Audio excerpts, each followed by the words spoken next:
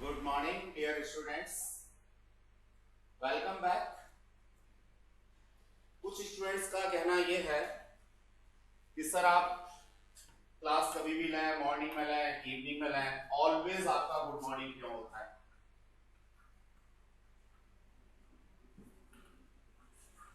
Dear students, ये English का good morning नहीं है, हिंदी का गुड मॉर्निंग है। जब जगो तब सवेरा, जब जागो तब सवेरा।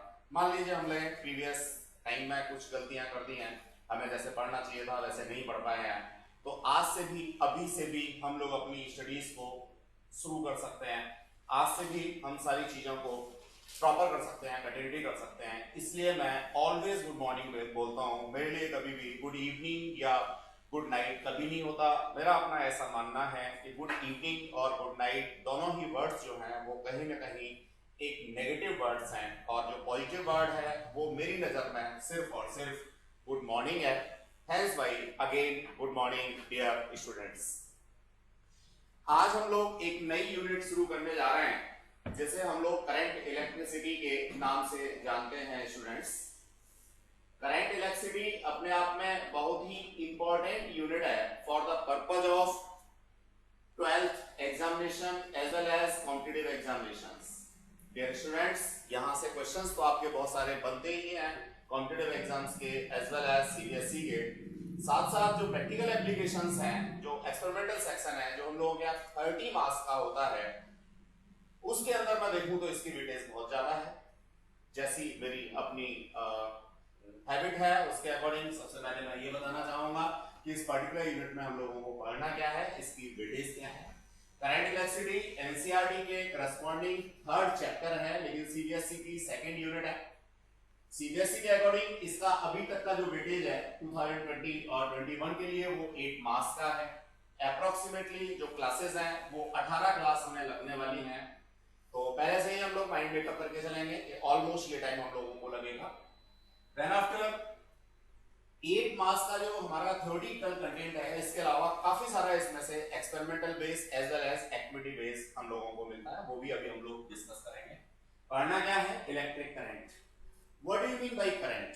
इलेक्ट्रिक तो बात की बात है, या फिर देखेंगे हम लोग करंट बोले तो एक कंटिन्यूअस फ्लो, वो किसी भी चीज का कंटिन्यूअस फ्लो हो सकता है। जस्ट लाइक अगर मैं एयर कंटिन्यूअस फ्लो करता हूं तो that will B air current. Water continuous flow करता हूं तो that is water current. Just like whenever a charge is flowing continuously, then it will be termed as electric current. That is the concept for electric current, dear students. जैसा कि हम लोगों ने first unit में किसी भी stationery charge के बारे में पढ़ा था, स्टैटिक चार्ज के बारे में पढ़ा था, अब हम बिल्कुल उसका उलट यहाँ पे पढ़ना चाहेंगे जब हमारा चार्ज मोशन में होगा। इवन दैट फर्स्ट यूनिट के या सेकंड चैप्टर के लास्ट में हमने जाकर के ये बात तो डिस्कस कर ली थी कि आखिर चार्ज फ्लो क्यों करता है और कि कहां से कहां फ्लो करेगा, क्यों फ्लो करेगा, कहां से कहां फ्लो करेगा। ये बात हम लोग पोटेंशियल्स के अंदर डिस्कस कर चुके हैं, फिर भी आज हम लोग ब्रीफ करेंगे। तो इलेक्ट्रिक करंट क्या है, ये बात मैंने अभी आप लोगों से डिस्कस की, जो हमारा कॉन्सेप्ट है। देन आफ्टर हम लोग flow of electric charge in conductors, specially conductors में ही हमारा कंडक्शन होता है, तो उन्हीं के बारे में हम लोगों को पढ़ना है। डाइलेक्ट्रिक्स में और इंसुलेटर्स में हमारा इलेक्ट्रिक चार्ज जो है वो फ्लो नहीं हो पाता, सिर्फ रिडिस्ट्रीब्यूशन ऑफ चार्ज हो सकता है डाइलेक्ट्रिक्स में। तो हम लोग यहां सिर्फ कंडक्टर्स के बारे में ही पढ़ेंगे। ये एक अलग बात है कि कंडक्टर्स डिफरेंट टाइप के हो सकते हैं, उनके अपनी डिफरेंट कैरेक्टरिस्टिक्स होती हैं, वो भी हम लोग यहाँ डिस्कस करेंगे। Then after drift velocity. What is drift? Drift का मतलब होता है बच्चों खिसकना, ठीक है ना। तो अगर कोई चीज खिसक रही है यानी वेरी लिटिल वेलोसिटीज के साथ में ट्रेवल कर रही है, तो that will be termed as drift. तो हम लोग यहाँ चार्ज के ड्रिफ्ट होने की बात करेंगे, तो ड्रिफ्ट वेलोसिटी पढ़ेंगे। Then after mobility, no doubt drift velocity को ही इलेक्ट्रोस्टैटिक फील्ड के टर्म्स में हम लोग जब डिनोट करते हैं तो उसे मोबिलिटी कहते हैं। आगे हम लोग इसको डिफाइन करेंगे। रेसिस्टेंस, ऑब्स्टिकल्स की जहां भी बात आएगी करंट के रास्ते में, चार्ज के फ्लो के रास्ते में जहां भी ऑब्स्टिकल्स की बात आएगी तो उसे हम लोग इलेक्ट्रिकल रेसिस्टेंस के नाम से जानेंगे। ये बात हम लोगों को यहाँ पे पढ़नी है। ओम्स लॉ देखने में बड़ा आसान सा लगता है, V इक्वल्स टू IR सब लोग पढ़ के आए हैं, लेकिन बच्चों बड़े काम का है। इसकी लिमिटेशंस स्पेशली हम लोगों को ध्यान में रखनी है। लिमिटेशंस हम लोग पढ़ेंगे कि ओम्स लॉ की लिमिटेशंस क्या है। डियर स्टूडेंट्स, नेक्स्ट मैं आगे बढ़ना चाहता हूं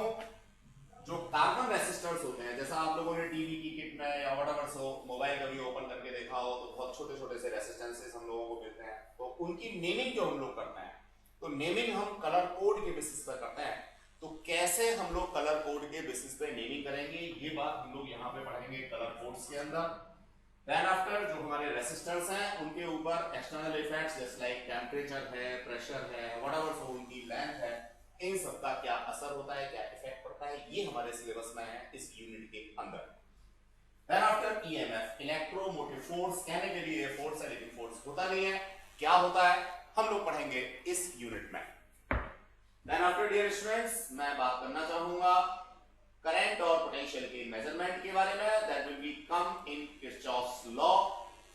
किरचॉफ लॉ हमें ये बताएंगे कि हम किस तरह से करंट या पोटेंशियल्स का मेजरमेंट कर सकते हैं। इनके सिंपल एप्लीकेशंस की फॉर्म में हम लोगों को व्हीटस्टोन ब्रिज मिलेगा, हम लोगों को पोटेंशियोमीटर मिलेगा। तो ये हमारा एक्सपेरिमेंटल बेस सारा का सारा बनता है, potentiometer as well as Wheatstone bridge, resistivity, resistance. तो यहीं से हमारा जो एक्सपेरिमेंटल फिजिक्स है वो शुरू हो जाती है। फर्स्ट यूनिट में हमने देखा था तो सिर्फ एक्टिविटीज कुछ थोड़ी बहुत हम लोग कर सकते थे, कुछ चीजों को दिखा सकते थे प्रैक्टिकली, लेकिन हम लोग यहाँ पे जो 30 मार्क्स का हमारा कंटेंट है एक्सपेरिमेंट्स वाला, उसके बारे में भी बात करेंगे। काफी कुछ कंटेंट हम लोगों को यहाँ मिलने वाला है।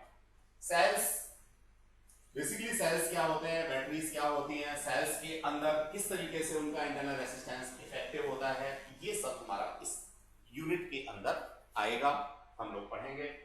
बच्चों अगर मैं एक्सपेरिमेंट्स की बात करना चाहूं तो इस यूनिट में से हमारे ये कई सारे एक्सपेरिमेंट हैं जो सिलेबस में हैं। इनमें से कुछ एक्सपेरिमेंट्स आप लोगों के स्कूल्स में लगवाए जाते हैं। ये सीबीएसई की जो साइट है वहां से मैंने पिकअप करके आपको बताया हुआ है। सबसे पहले हम टू डिटरमाइन रेसिस्टिविटी की बात करेंगे। रेसिस्टिविटी किस तरह से फाइंड आउट करें, यूनिट के एंड में जाकर के हम ये एक्सपेरिमेंट्स भी कराएंगे। शायद आप लोगों को ये बात तो अच्छे से पता होगी कि जितने भी हमारे सीबीएसई बोर्ड के प्रैक्टिकल एग्जामिनेशंस हैं वो सारे हम अपनी लैब में कराते हैं, हमेशा से कराते रहे हैं, तो उनके लिए आप चिंता ना करें। अगर जरूरत महसूस हुई तो इस यूनिट के एंड में भी कुछ एक्सपेरिमेंट्स आप लोगों को करा देंगे। Then after resistance, to find the resistance of a given wire, standard resistance using meter bridge. Meter bridge का यूज हम रेजिस्टेंस फाइंड आउट करने के लिए किस तरह से करेंगे, एक एप्लीकेशन है, ये बात हम लोग सीखेंगे, यही सीखेंगे, लैब में सीखेंगे। देन आफ्टर जो सीरीज एंड पैरेलल कॉम्बिनेशन है इसका, रेसिस्टेंसेस का, जिसको आप लोग 10th में भी पढ़ के आए हो, इवन हम लोगों ने कैपेसिटर्स की कॉम्बिनेशन पिछली यूनिट में भी पढ़ी है, पिछले चैप्टर्स में भी पढ़ी है। तो वहां हमने ये कहा था कि अगर करंट को फ्लो होने के लिए एक ही रास्ता मिलता है, सिर्फ और सिर्फ एक ही रास्ता मिलता है, then it will be termed as series combination. तो वो प्रैक्टिकली हम लोगों को यहाँ पे लगा के दिखाना है, यहाँ से प्रैक्टिकली वैल्यूज को हमें शो करना है, और किसकी हेल्प से, मीटर ब्रिज की हेल्प से। मीटर ब्रिज भी हम यही पढ़ेंगे और उसका एप्लीकेशन भी हम लोग यही पढ़ेंगे। जब तक हम थ्योरी में मीटर ब्रिज नहीं पढ़ेंगे स्टूडेंट्स, तब तक नो डाउट हम प्रैक्टिकल भी नहीं कर सकते। तो पहले हम थ्योरी में पढ़ेंगे, देन आफ्टर हम लोग बात करेंगे। चलिए, इसके बाद में एक जो नेक्स्ट डिवाइस है जिसको हम लोगों ने इसी यूनिट के अंदर पढ़ना है, दैट इज पोटेंशियोमीटर। तो पोटेंशियोमीटर का यूज हम लोग करेंगे ईएमएफ कंपैरिजन के लिए। ध्यान रहे बच्चे, मैं यहाँ पे मेजरमेंट यूज नहीं कर रहा हूँ। वर्ड मेजरमेंट और कंपैरिजन थोड़ा सा फर्क है। कैसे फर्क है, I will discuss it in same unit. Then after internal resistance, देखिए इंटरनल रेजिस्टेंस के बारे में थोड़ा सा ब्रीफ कर दूं। किसी भी सेल का, किसी भी बैटरी का जो इंटरनल रेजिस्टेंस है स्टूडेंट्स, वो तभी इफेक्ट में आता है जब एक्सटर्नल रेजिस्टेंस हो, और जब एक्सटर्नल रेजिस्टेंस होगा तो हम इंटरनल रेजिस्टेंस को मेजर कर पाएंगे। कैसे मेजर कर पाएंगे, बड़ा ही कॉम्प्लिकेटेड टास्क है आज अगर मैं देखता हूं तो, लेकिन जैसे ही मेरी ये यूनिट कंप्लीट होगी, जैसे ही मैं ये सारा डिस्क्रिप्शन कंप्लीट करके छूंगा, मेरे को ये बात अच्छे से आ जाएगी कि मैं किस तरह से इंटरनल रेजिस्टेंस फाइंड आउट कर सकता हूं। देखो स्टूडेंट्स, रेजिस्टेंस बोले तो ऑब्स्टिकल्स, किसी भी सेल, आप लोग अपने मोबाइल में बैटरी यूज करते हो, टॉर्च में सेल यूज करते हो, आप लोग व्हाटएवर सो रिमोट में सेल यूज करते हो। अब किसी भी सेल के अच्छा या खराब होने की जो सबसे अच्छी पहचान है, वो पहचान है उसका इंटरनल रेजिस्टेंस। किसी भी सेल का अगर इंटरनल रेजिस्टेंस कम होगा तो वो उतना ही अच्छा माना जाएगा। तो यहां से एक हमारा प्रैक्टिकल अप्रोच वाला बहुत सुंदर सा इन्वेस्टिगेटरी प्रोजेक्ट भी बन जाता है कि हम डिफरेंट कंपनियों के सेल्स को उठाएं मार्केट से, उठाने का मतलब परचेज करके लाएं, ठीक है, और उन सारे सेल्स का इंटरनल रेसिस्टेंस हम लोग डिटरमाइन करें और इंटरनल रेसिस्टेंस के बेसिस पे हम ये डिटेल स्टडी बता दें या हम अपने लिए यूज कर लें कि भाई फलाना कंपनी का जो सेल है उसका इंटरनल रेसिस्टेंस सबसे कम है, वो सबसे अच्छा होगा यूज में, वैल्यू फॉर मनी होगा। तो ये काम हम लोग कर पाएंगे इस यूनिट के बाद। इसी तरह से कोई भी अगर सेल रिमोट में बहुत दिन तक मैं यूज करता रहा, पता लगा कि साहब अब वो काम नहीं कर रहा, तो क्यों काम नहीं कर रहा, आई विल कंपेयर इट एक नए सेल के साथ में एक पुराने सेल के इंटरनल रेसिस्टेंस को मैं कंपेयर करना चाहूंगा। कंपैरिजन पे मैं ये फाइंडिंग्स लेकर के आऊंगा, एक्सपेरिमेंटली फाइंडिंग्स लेके आऊंगा। बड़ा ही इंटरेस्टिंग कॉन्सेप्ट है स्टूडेंट कि जो मेरा पुराना सेल होगा, जो डैमेज सेल होगा, उसका इंटरनल रेसिस्टेंस ऑब्वियसली काफी ज्यादा होगा किसी भी नए सेल के कंपैरिजन में। तो बच्चों बड़े इंटरेस्टिंग से कॉन्सेप्ट्स हम लोगों को यहाँ पे मिलते हैं। फिर इसके बाद कुछ एक्टिविटीज हैं। देखो बच्चों, एक्टिविटी भी हमारे सिलेबस के अंदर इंक्लूडेड है, आप सबको ये बात पता होगी। एक्टिविटी में क्या होता है, हम लोगों को रिकॉर्ड मेंटेन करना होता है। फाइनल एग्जामिनेशन में जो हमारे एक्सटर्नल एग्जामिनर आते हैं, हमारे जो इंटरनल एग्जामिनर होते हैं, उनके सामने परफॉर्म करके भी दिखानी होती है। और तो एक्टिविटी बोले तो प्रैक्टिकल वर्क, बिल्कुल करके दिखाना है, रीडिंग नहीं लेनी होती, आपको सिर्फ करके दिखाना होता है। तो there are certain activities which are included related to this content unit number 2 यानी कि करंट इलेक्ट्रिसिटी। चलिए यहां हम लोग एक हाउस होल्ड सर्किट बना करके दिखाते हैं। जैसे हमारे घरों में बल्ब लगे होते हैं, ट्यूब लगी होती है, ऐसा एक सर्किट बना करके दिखाते हैं कि किस तरीके से सर्किट काम करेगा। Then after assemble components of a given electrical circuit. कोई इलेक्ट्रिकल सर्किट है, उसके डिफरेंट कंपोनेंट्स जो मेरे डीसी में काम करते हैं, डायरेक्ट करंट्स में काम करते हैं, I will discuss it later. Then after potential drop के बारे में हम लोग बताना चाहेंगे कि कोई भी रेजिस्टेंस वायर है तो उसके अक्रॉस किस तरह से पोटेंशियल मेरा कम होता चला जा रहा है, मैं यहां शो करूंगा, शो करके दिखाऊंगा आप लोगों को, आप सीखेंगे और फिर वही काम आप अपने फाइनल एग्जामिनेशन में अपने टीचर के सामने करके दिखाएंगे। Then after we are what draw a diagram of given open circuit, at least battery, resistance, rheostat, whatever. ये कई सारी डिवाइसेस हम लोग यहाँ पे सीखेंगे, बहुत कुछ है, lots of things are to learn here. इस यूनिट के अंदर प्रैक्टिकली बहुत कुछ सीखने के लिए हम लोगों को मिलता है, जिसका यूज हम लोग डेली लाइफ में खूब करते हैं। अब छोटे छोटे से काम, एक स्विच खराब हो गया, इलेक्ट्रिशियन के भरोसे बैठे हुए हैं, लॉकडाउन हो गया, इलेक्ट्रिशियन भी नहीं आ रहा, अब हमारे बाथरूम में बल्ब ही नहीं है साहब, बाथरूम में हमारे में लाइट ही नहीं है साहब, पढ़ने बैठे हमारी ट्यूबलाइट खराब हो गई, कोई चेंज करने वाला ही नहीं है साहब। तो ये सब चीजें आप जो है इंडिपेंडेंट हो जाएंगे अगर इस यूनिट को प्रैक्टिकली करते हैं, दिल से करते हैं। मार्क्स तो आपके आएंगे ही आएंगे।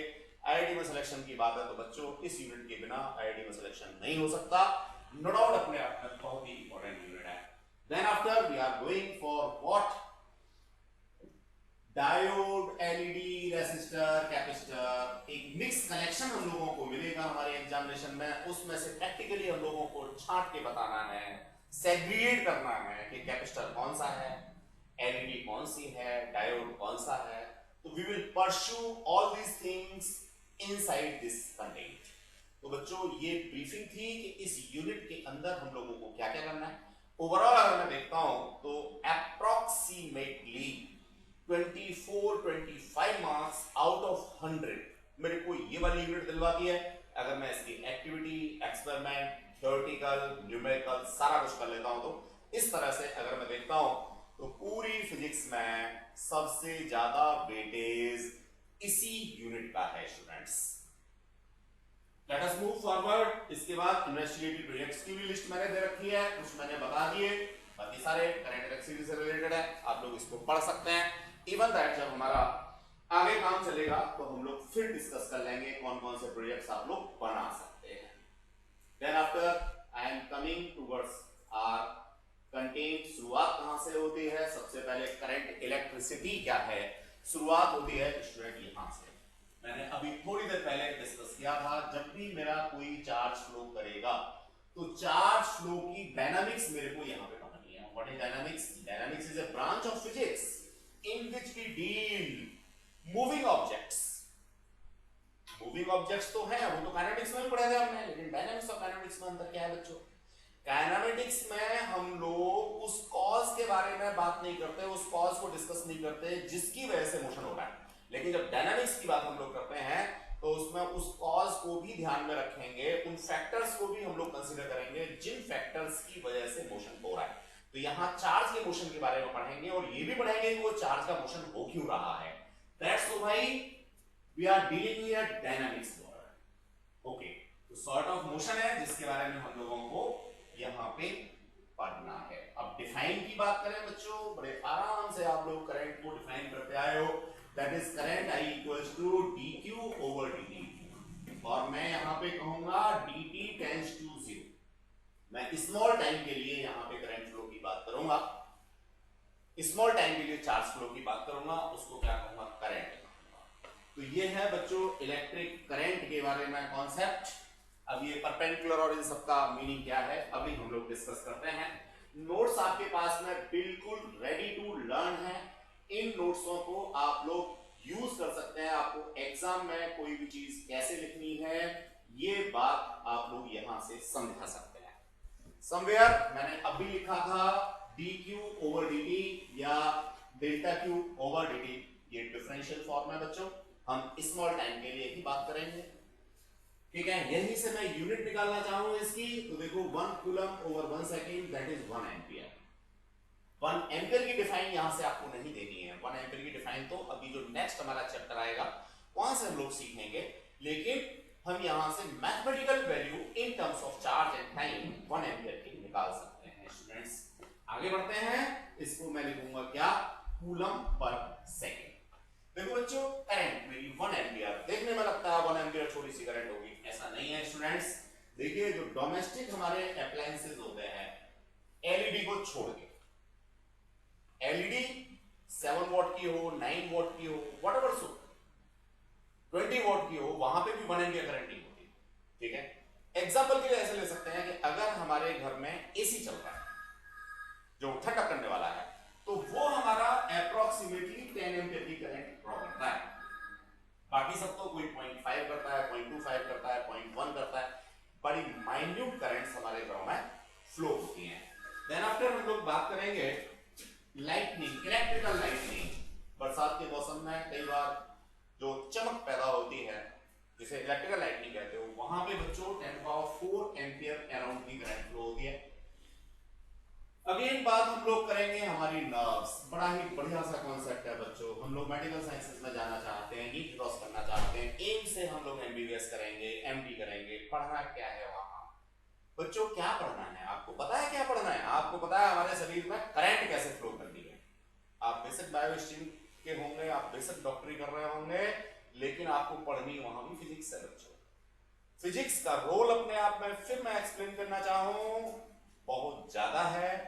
मेडिकल साइंसेस में जितने भी इंस्ट्रूमेंट्स हैं सारे किसने दिए? फिजिक्स ने दिए. तो जब तक हमें इंस्ट्रूमेंट्स की वर्किंग नहीं पता होगी, कैसे वो काम करते हैं, छोटा मोटा कोई फॉल्ट आ गया तो कैसे हम उसको रिपेयर कर सकते हैं, तब तक डॉक्टर भी हम एक सफल नहीं हो सकते. हम ऑपरेशन करने के लिए बैठे हैं. इन केस थोड़ा बहुत कोई फॉल्ट आ गया किसी मशीन में और व्हाटएवर सो हमारे किसी इलेक्ट्रिकल इंस्ट्रूमेंट में, हम क्या करेंगे? या हम मैकेनिक का इंतजार करेंगे? हमारा जो पेशेंट है वो तो वहां सांसें गिन रहा होगा. एनेस्थेसिया वाला डॉक्टर तो कहेगा नहीं कि मैंने तो इसको 15 मिनट के लिए एनेस्थेसिया दिया है. क्या करेंगे? नो डाउट अगर मैं फिजिक्स अच्छे से आती होगी, हम फिजिक्स को सही मायने में पढ़ेंगे तो हम उसको अपने आप से फॉल्ट रिपेयरिंग करेंगे और तुरंत ऑपरेशन कर पाएंगे और एक सफल डॉक्टर बन जाएंगे. गुड. चलिए तो नर्व्स की बात हम लोग करेंगे. तो बच्चे ब्रेन ने सिग्नल दिया मेरे हाथ को कि यहां कुछ लिखो. तो ये सिग्नल कैसे आया? इलेक्ट्रिकल फॉर्म में आया. For electricity 1 micro ampere order की होती है. अगर ये करंट इलेक्ट्रिसिटी कम हो गई, 1 माइक्रो एम्पियर से कम ऑर्डर की हो गई, तो ऑब्वियस है मेरा ब्रेन मेरे हाथ को सिग्नल्स देगा, लेकिन वहां तक पहुंचेंगे नहीं तो मेरा हाथ काम नहीं करेगा. बहुत सिंपल सी बात है.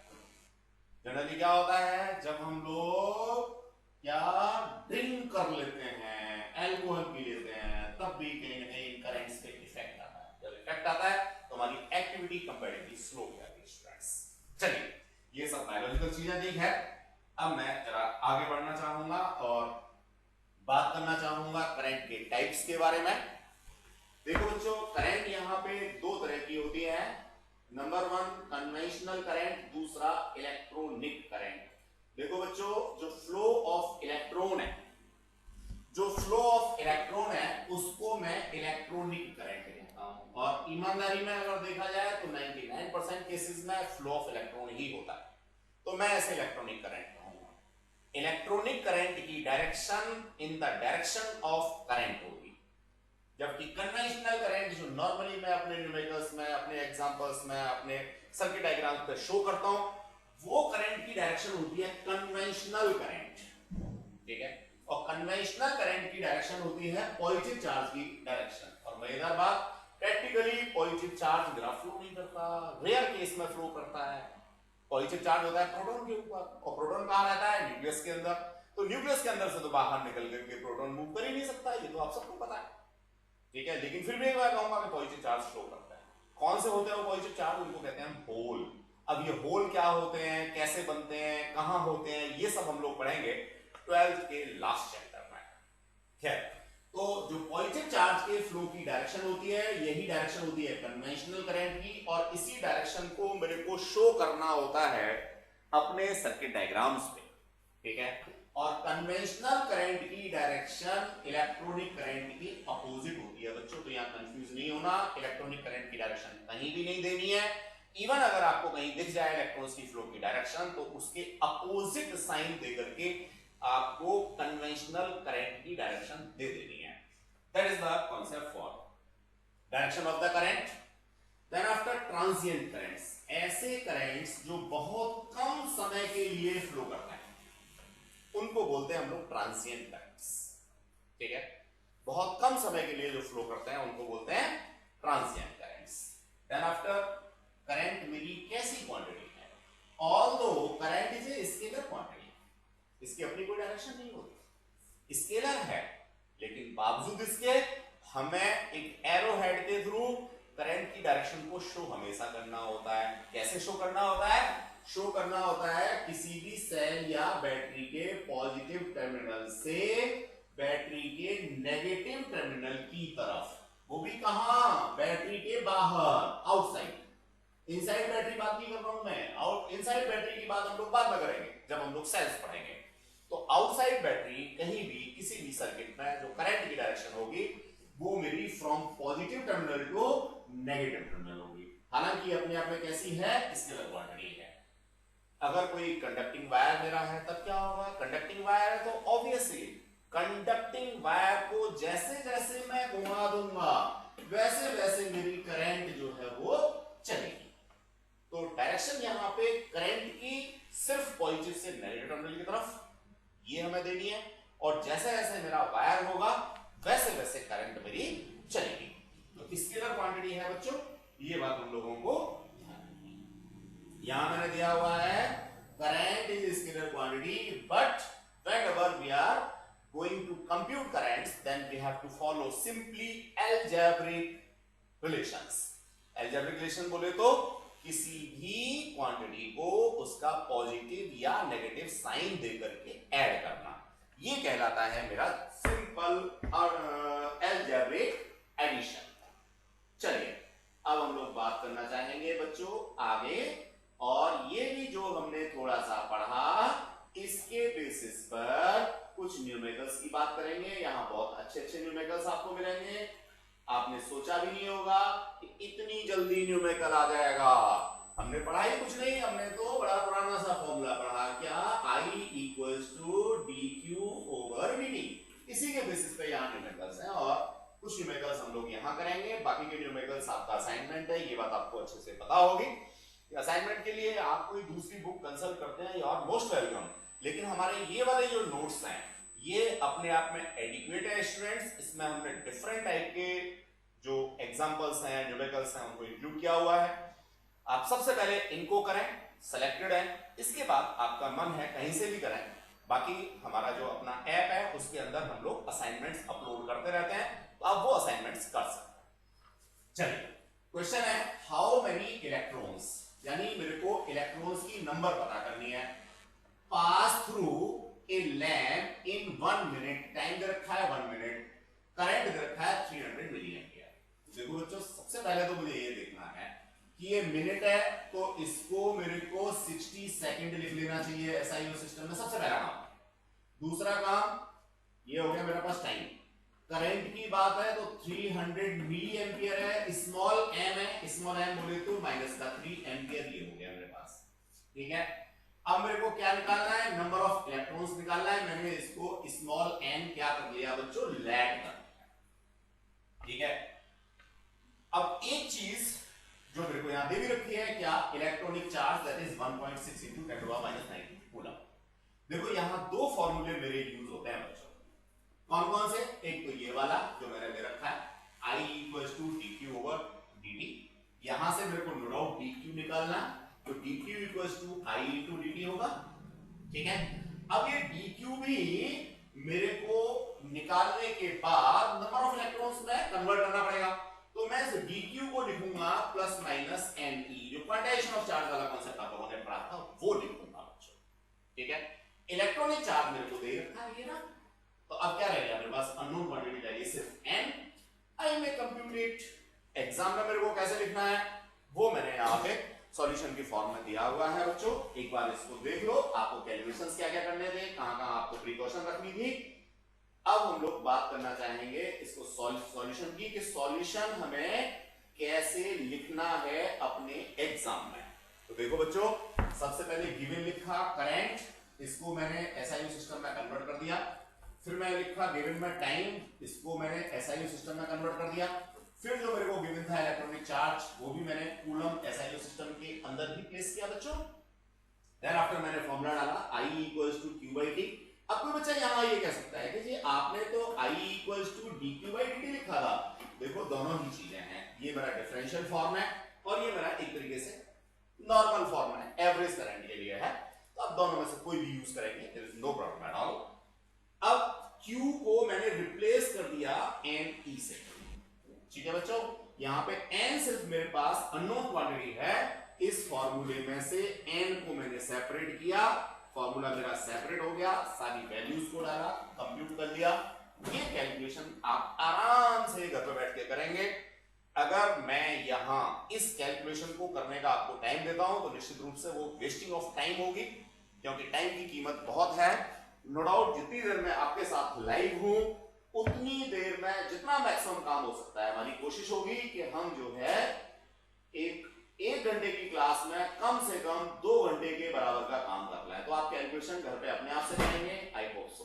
चलिए next after example number 2 almost same है, तो आप प्रैक्टिस करेंगे, नहीं होगा तो मेरे को व्हाट्सएप करके डिस्कस कर लेंगे। ये जो एग्जाम्पल नंबर 3 है, ये एग्जाम्पल मैं जरूर आपसे शेयर करना चाहूंगा। ये मेरा डिफरेंशियल फॉर्म के बेसिस पे है, जो अभी मैंने लिखा था, क्या I = dq/dt। ठीक है, तो डिफरेंशियल फॉर्म में इसमें मैं इसको बताना चाहूंगा। मैथमेटिक्स में आपने डिफरेंशिएशन पढ़ा है, इंटीग्रेशन पढ़ा है, नहीं पढ़ा है तो 11th की जो बिगिनिंग की हमारी क्लास होती है, जिसमें हम लैंग्वेज ऑफ फिजिक्स के नाम से कुछ क्लासेस देते हैं, वो क्लासेस आप देख लीजिएगा तो आपको ये चीजें क्लियर हो जाएंगी, अगर आपके पास मैथ्स नहीं है या आपने अभी मैथ्स में ये काम नहीं किया। बाकी मैं यही समझाने की कोशिश करता हूं स्टूडेंट्स, कोई प्रॉब्लम होगी तो आप हैंड रेज करेंगे और डिस्कस कर लेंगे। चलिए, वो कहता है कि the amount of charge passing through cross sectional of a wire is AT² + BT + C। Right the dimensional formula for ABC। और भाई इसमें तो कुछ पूछा ही नहीं, ये तो हमारा 11th का क्वेश्चन है। बहुत अच्छी बात, चलिए हम लोग डिस्कस करते हैं इस क्वेश्चन को। देखो बच्चों, प्रिंसिपल ऑफ होमोजेनिटी तो सबको पता है, क्या होता है प्रिंसिपल ऑफ होमोजेनिटी, कोई बताएगा? बताएंगे प्रिंसिपल ऑफ होमोजेनिटी? नहीं, चलिए कोई बात नहीं सर, मैं आपको बताता हूं। प्रिंसिपल ऑफ होमोजेनिटी सिंपल सा, जब भी मैं एडिशन की बात करता हूं, सब्ट्रैक्शन की बात करता हूं, तब मुझे देखना होगा सेम टाइप की जो क्वांटिटी हैं, जिनकी इवन यूनिट भी सेम होनी चाहिए, उन्हीं को मैं ऐड कर सकता हूं, उन्हीं को सब्ट्रैक्ट कर सकता हूं। ये प्रिंसिपल ऑफ होमोजेनिटी क्लियर हो गया। एग्जांपल बड़ा क्लियर सा है बच्चों। मान लीजिए आप घर से निकले मार्केट्स, क्या लाने हैं? फ्रूट्स लाने हैं। आपकी मम्मा ने कहा कि भैया 6 केले ले आना, ठीक है, आप चले गए मार्केट, पीछे से पता लगा कोई रिलेटिव आ गए, आपके मामा आ गए सपोज, तो मम्मी आपसे कहेंगी क्या कि भाई 6 केले और ले आना, तो आप लाएंगे 12 केले। अब मान लीजिए मामा को एप्पल पसंद है, एप्पल, तो मम्मी क्या कहेंगी? मम्मी कहेंगी आपसे भाई 6 सेब और ले आना। तो अब 6 सेब और 6 केले दोनों को मिला के 12 फल तो नहीं, 12 केले तो नहीं कहा जा सकता, तो वो कहेंगी 12 केले प्लस 6 सेब। दो क्वांटिटी है, दो बार अलग अलग टर्म्स मेरे को लिखना होगा। अगर सेम क्वांटिटी है, सेम क्वांटिटी है, तो मैं उनको ऐड करके लिख सकता हूं, जैसे 6 केले प्लस 6 केले 12 केले। कहने का मतलब सिंपल सा प्रिंसिपल होमोजेनिटी क्या है, जो सेम टाइप की क्वांटिटी है उन्हीं को ऐड कर सकता हूं, उन्हीं को सब्ट्रैक्ट कर सकता हूं, उन्हीं को इक्वेट कर सकता हूं स्टूडेंट। ये बात सब लोगों को समझ में आ गई? चलिए, कहने का मतलब जो C की डायमेंशंस हैं वही B इंटू टी की होंगी और वही dimensions A into T square की होंगी, यानी इसकी डायमेंशन, इसकी डायमेंशन, इसकी डायमेंशन, तीनों की डायमेंशन कैसी होंगी? सेम होंगी बच्चों। बस इस प्रिंसिपल को हम लोग यूज कर लेते हैं, निकाल देते हैं जी, बड़ा आसान सा काम है। क्या है? T आपको दे रखा है AT square plus BT plus, ठीक है, और इधर क्या दे रखा है? चार्ज दे रखा है। ये ब्रैकेट के अंदर T का मतलब क्या है? Charge is dependent quantity of T, time. Charge जो है वो टाइम की डिपेंडेंट क्वांटिटी है, सिर्फ इतनी सी बात है ब्रैकेट में T लिखने का। इसका मतलब जो चार्ज की यूनिट है या चार्ज की डायमेंशन है वो C की होगी, सीधे सीधे प्रिंसिपल ऑफ होमोजेनिटी, इक्वल का साइन लगा रखा है आपने।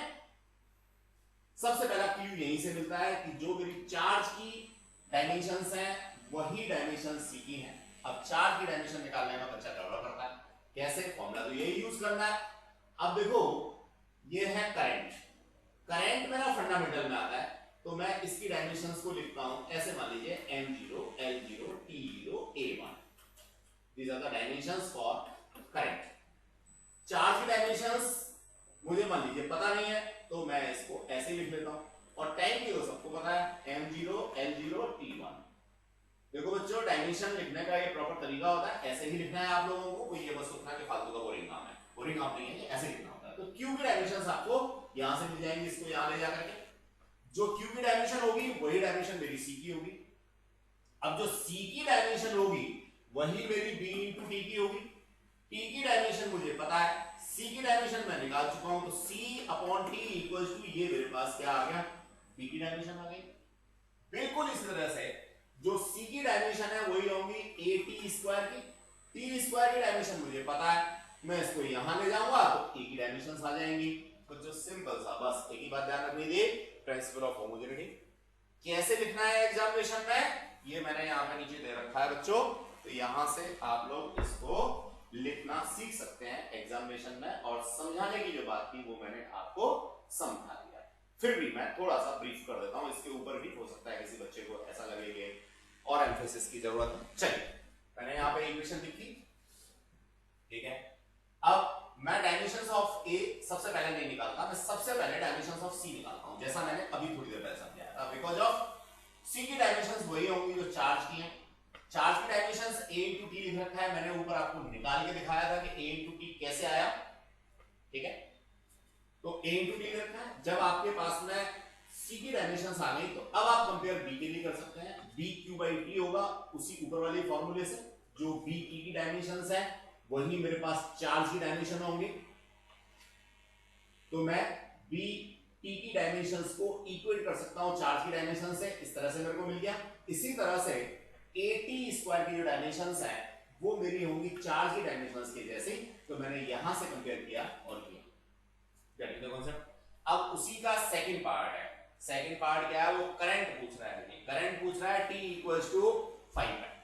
तो बच्चों अब मैं फॉर्मूला यूज करूंगा dq over dt equals to current I, यानी जो मेरे पास इक्वेशन है चार्ज की, इसको मेरे को टाइम के रेस्पेक्ट में एक बार डिफरेंशिएट करना है स्टूडेंट्स। और डिफरेंशिएट मैं कैसे कर सकता हूं? मेरे पास फॉर्मूला है x to power n d over dx that is equals to n x to power n minus 1। ये फॉर्मूला मैं यूज करता हूं।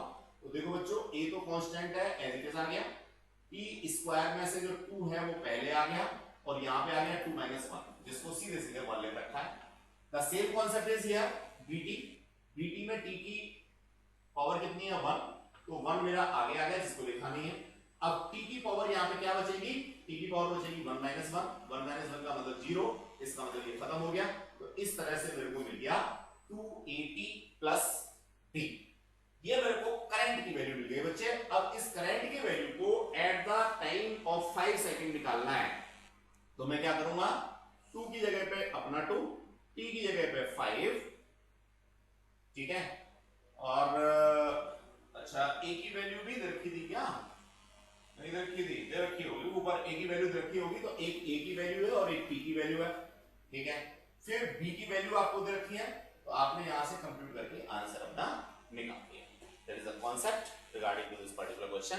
तो जो मेरा पर्पस था दोनों ही पूरे हो गए, डायमेंशंस भी आपने देख ली, और किस तरह से हम लोग डिफरेंशिएट करके चार्ज को इन टर्म्स ऑफ करंट लेकर के आते हैं, ये बात भी बच्चों हम लोगों ने यहां से सीख ली। आज की क्लास में मैं कंटेंट इतना ही रखूंगा, नेक्स्ट चीजें हम लोग अगली क्लास में करेंगे, ठीक है। गुड, बाकी की बातें नेक्स्ट क्लास में। Keep safe, be safe. Thank you dear students.